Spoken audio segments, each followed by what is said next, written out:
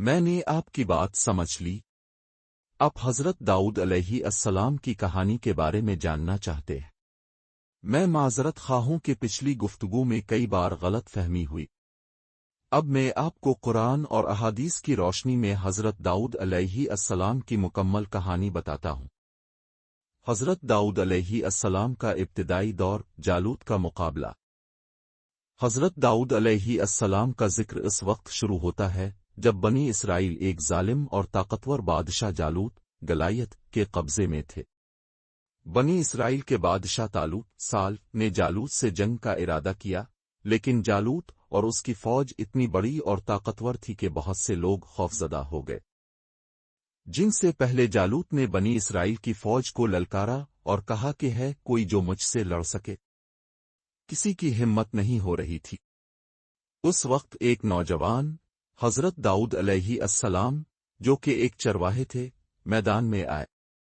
ان کے پاس کوئی بڑی تلوار ازرا نہیں تھی، بلکہ صرف ایک گلیل اور چند پتھر تھے۔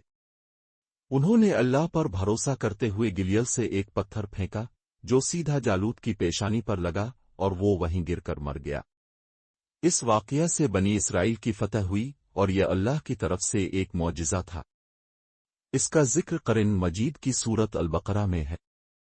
پھر انہوں نے اللہ کے حکم سے انہیں شکست دی اور داؤد نے جالوت کو قتل کر دیا، اور اللہ نے اسے بادشاہت اور حکمت دی اور جو چاہا اسے سکھایا۔ 2:5-1 بادشاہت اور نبوت۔ جالوت کے قتل کے بعد حضرت داؤد علیہ السلام کو اللہ نے بادشاہت اور نبوت دونوں عطا فرمائے۔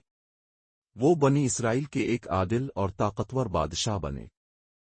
اللہ نے انہیں بے پناہ علم اور حکمت عطا فرمائی، جس کی وجہ سے ان کا فیصلہ ہمیشہ انصاف پر مبنی ہوتا تھا۔ قرآن میں ان کی بادشاہت کا ذکر کئی جگہوں پر آیا ہے۔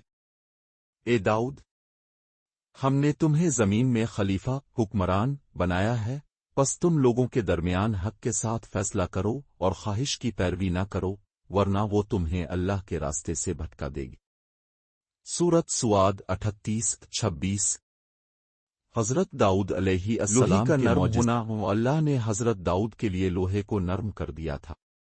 وہ بغیر آگ کے لوہے کو اپنے ہاتھوں سے موڑ کر زرہیں بناتے تھے، جو جنگوں میں بہت کارآمد تھیں۔ اس کا ذکر قرآن میں ہے، اور ہم نے اس کے لیے لوہے کو نرم۔ حضرت داؤد علیہ السلام کی کہانی سے ہمیں کئی اہم اسباق ملتے ہیں۔ آمان کی طاقت۔ ایک نوجوان چرواہے نے صرف ایمان اور اللہ پر بھروسہ کر کے ایک طاقتور بادشاہ کو شکست دے دی۔